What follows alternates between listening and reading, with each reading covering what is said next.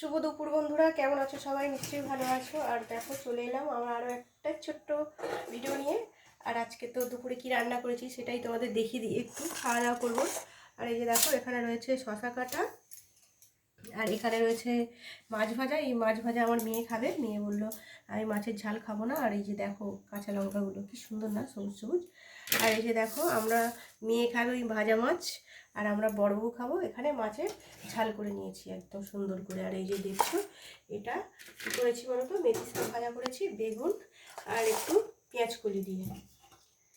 আজকে এই রান্নাটাই করেছি, আজকে সবজি রান্না কিছু করিনি জানো তো বন্ধুরা। আর একটু দেখো এই যে গাজর সিদ্ধ দিয়েছি আর কাঁচা লঙ্কা দিয়ে আজকে আলু সিদ্ধ মাখাবো। অনেকদিন আলু সিদ্ধ খাওয়া হয়নি তো, মনে হচ্ছে একটু আলু সিদ্ধ কাঁচা লঙ্কা দিয়ে খাওয়া হবে, সেই জন্য একটু আলু সিদ্ধ দেওয়া হয়েছে।